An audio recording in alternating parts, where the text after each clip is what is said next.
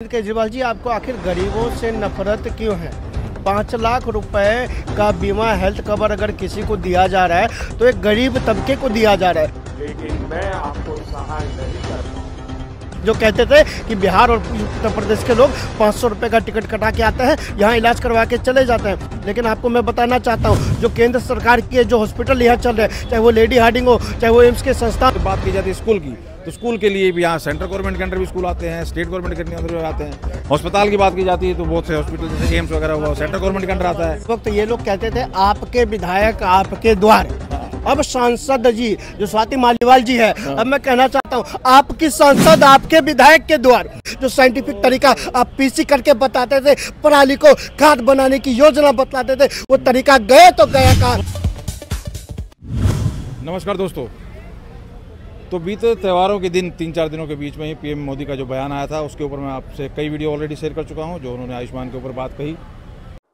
मैं उनसे क्षमा मांगता हूं कि मुझे पता तो चलेगा आपको कष्ट है, मुझे जानकारी तो मिलेगी, लेकिन मैं आपको सहाय नहीं कर पाऊंगा। और कारण, दिल्ली में जो सरकार है और पश्चिम बंगाल में जो सरकार है, वो इस आयुष्मान योजना से जुड़ नहीं रही है।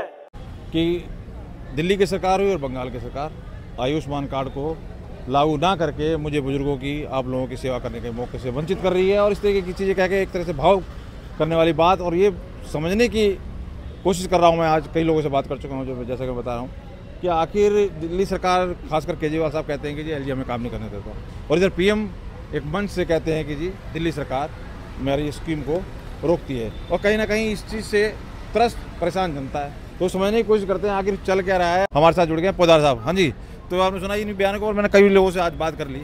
आपकी क्या राय है? ये पीएम मोदी इस तरीके से कह रहे हैं कि भैया ये तो। सबसे पहले नमस्कार, और आपके दर्शक मेक इन मीडिया बाइट के सभी दर्शकों को मेरा नमस्कार। तो देखिए, आपने कही अरविंद केजरीवाल जी को लेके, आयुष्मान कार्ड को लेकर। एक बात बताइए, आयुष्मान कार्ड की बात करते हैं। आयुष्मान, अरविंद केजरीवाल जी, आपको आखिर गरीबों से नफरत क्यों है? 5 लाख रुपए का बीमा हेल्थ कवर अगर किसी को दिया जा रहा है तो एक गरीब तबके को दिया जा रहा है। जो 40% आबादी दिल्ली की झुग्गी में गुजर बसर करने का काम करती है साहब, जो 10 गज के, 12 गज के, 15 गज के का एक झुग्गी बनाकर उसमें स्थायी निवास करने का काम करती है। ये 5 लाख रुपए उसको देने की योजना है। पत्रकार महोदय, आपको बताना चाहता हूँ, दिल्ली में 3-4 तबके के लोग रहते हैं। ये तो जो सबसे अमीर तबके के लोग होते हैं, या वो जो दूसरे सरकारी अफसर, सरकारी रैंक के आदमी होते हैं। तीसरे वो जो पब्लिक सेक्टर में काम करते हैं। चौथे वो जो रिक्शा चलाते हैं, पकौड़े बेचते हैं, चाय बेचने का काम करते हैं। मतलब गरीब तबका का मजदूर, जो गरीब मजदूर व्यक्ति होता है, वो झुग्गी में गुजर बसर करने का काम करता है। जो बड़े अमीर लोग होते हैं, उनके पास तो साहब 1 करोड़ का, 2 करोड़ का हेल्थ मेडिक्लेम होता है।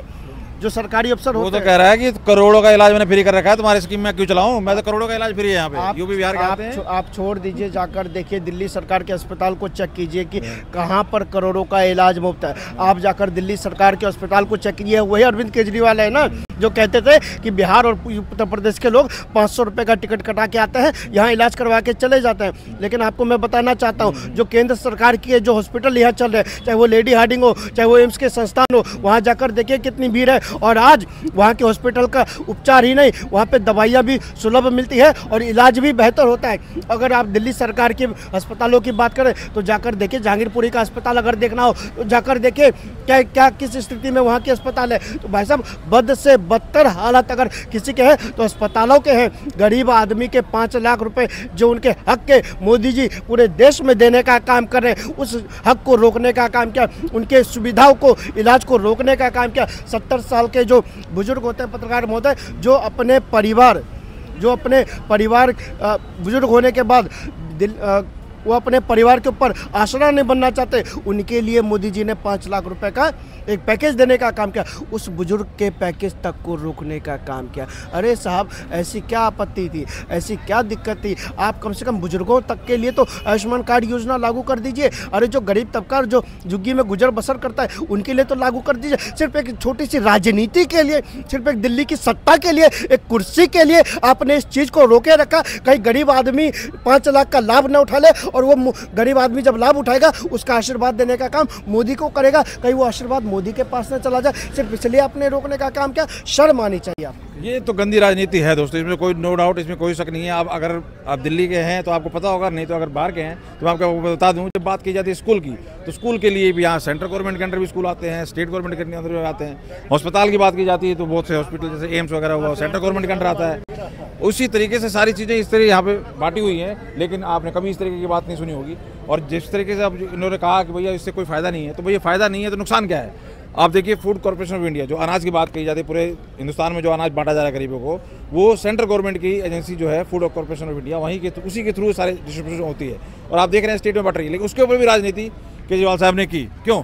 अब मैं दूसरी बात करने जा रहा हूँ, स्वाति मालीवाल। दुश्मन का दुश्मन दोस्त होता है दोस्तों।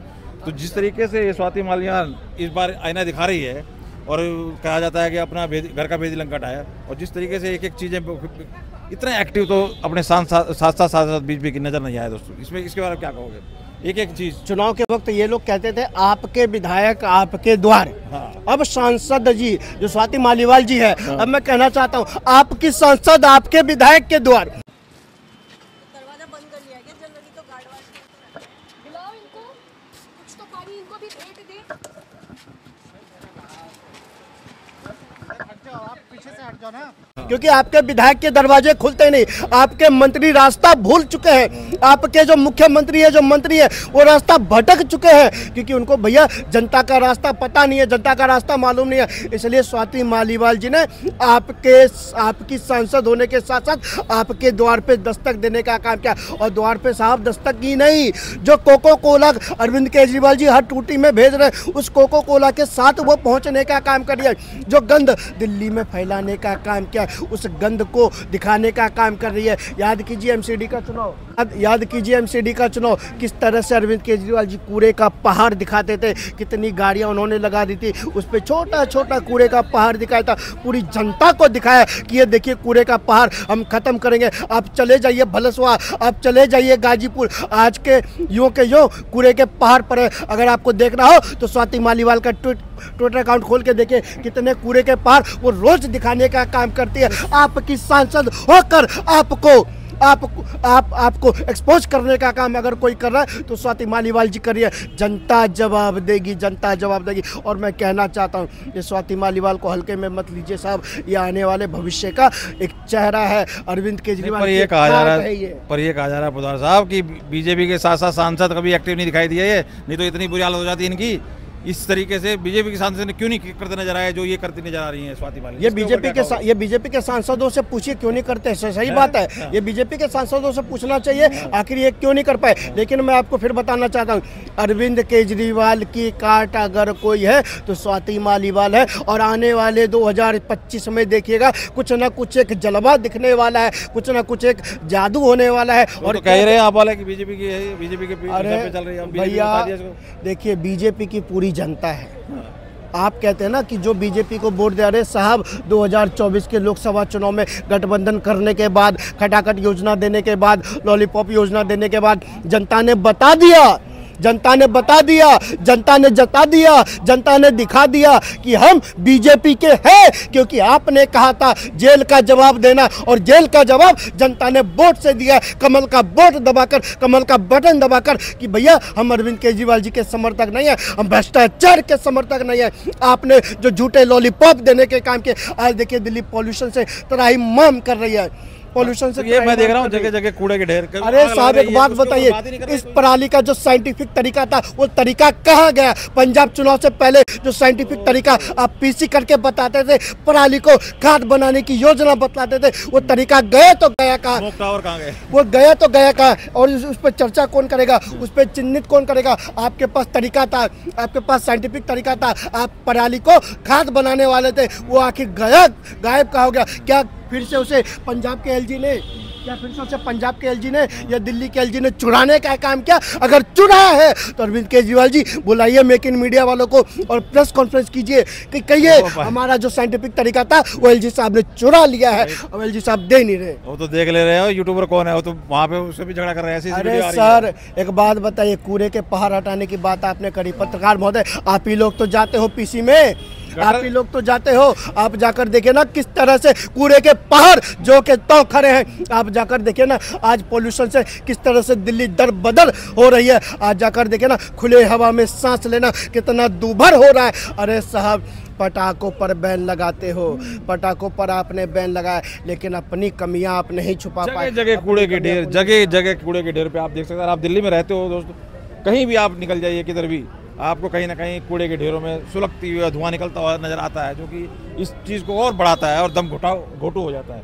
अच्छा, ये अभी बताइए, तो कह रहे थे कि 2025 में अगर यमुना साफ ना हो, क्योंकि अब छठ कल नहीं परसों छठ है, और कह रहे जी अगर 25 में साफ ना हो तो मुझे मत जिताना, तो क्या करे जनता को? देखिए अरविंद केजरीवाल जी, मैं पूर्वांचल से आता हूँ, मैं पूर्वांचल की धरती से आता हूँ, दिल्ली में निवास करता हूँ, लेकिन आपको बताना चाहता हूँ हम पूर्वांचलियों ने ही आपकी सरकार को बनाने का काम किया। हम पूर्वांचलियों ने ही 3 बार दिल्ली की सत्ता पर आपको बिठाने का काम किया, लेकिन आज पूर्वांचलियों को ठगने का काम आपने किया। आज पूर्वांचली माताओं के पास, आज पूर्वांचली बहनों के पास किस मुंह से आप जाइएगा वोट मांगने के लिए? आज पूर्वांचल के पास ना तो बिजली माफ है, पूर्वांचलों के पास ना तो पानी साफ है, ना तो उनका बिजली माफ है। अरे साहब, उनसे बिजली भी डबल रेट में लिया जाता है, उनको पानी की जगह गंदा पानी पिलाने का काम आप करते हैं। जिस पूर्वांचली के सहारे आप सीएम बनने का काम करते हैं, जिस पूर्वांचली के सहारे आप 3 बार सरकार चलाने का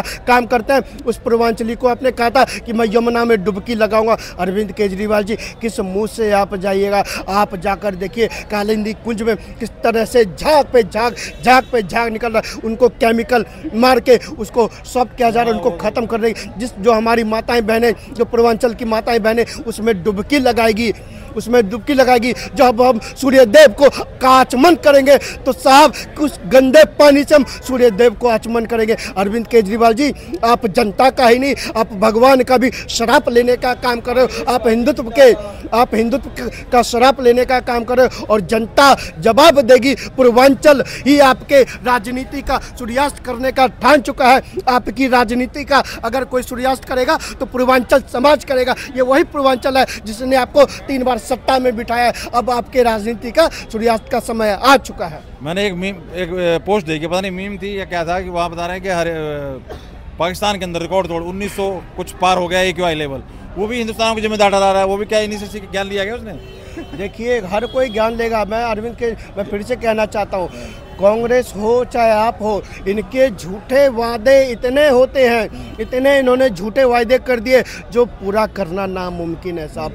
झूठे वादे झूठे वादे कर के इन्होंने सत्ता हथियाने का काम किया, और जहां ये हार जाते हैं वहाँ EVM को दोष देने का काम करते हैं। लेकिन अब इनके झूठ को समझने का काम जनता कर रही है। अब इनके झूठ में बहकावे में नहीं आने वाली, क्योंकि इन्होंने बहुत टोपियाँ पहना ली। अब वो टोपी जनता अपने सर से उतार चुकी है, अब वापस इनके सर पे डाल चुकी है। अब जनता ठगने वाली नहीं है, अब जनता लूटने वाली नहीं है। अब दिल्ली की जनता डंके की चोट पर भ्रष्टाचार पर प्रहार करने को तैयार बैठी है। अभी चिराग दिल्ली का साथ डाला है, सौरभ भारद्वाज का वीडियो आ रही थी, ये आरोप लगा रहे हैं कि बीजेपी छठ नहीं मनाने दे रही। वो ये क्या चल रहा है भैया? देखिए मैंने कहा ना, छठ की बात आती है तो साहब हम पूर्वांचली वो हैं जो डूबते सूर्य को भी अर्घ्य देने का काम करते हैं, उगते सूर्य को भी पूजने का काम करते हैं। अरे साहब, जब आपकी सत्ता नहीं थी, जब आप कुछ नहीं थे, तो पूर्वांचलियों ने ही आपको कंधे पर बिठाकर ढोया था। पूर्वांचलियों ने ही आपको कंधे पर बिठाकर सचिवालय तक पहुंचाने का काम किया, लेकिन उस पूर्वांचली समाज को ठगने का काम किया। आज जाकर देखिए 10/9 के रूम में, 9/8 के रूम में किस तरह से पूर्वांचली भेड़ चाल की तरह भरे हुए हैं। आज जाकर देखिए उनके से किस तरह का बिजली बिल वसूला जा रहा है। आज जाकर देखिए किस तरह से छठ के नाम पर लूटने का काम किया जा रहा है। अरे साहब, लंदन बनाने की बात कर रहे थे, लंदन का लॉ तो छोड़िए, आपने लंदन का अंडन बना दिया। पूरी की पूरी ख़त्म करने का काम किया दिल्ली को।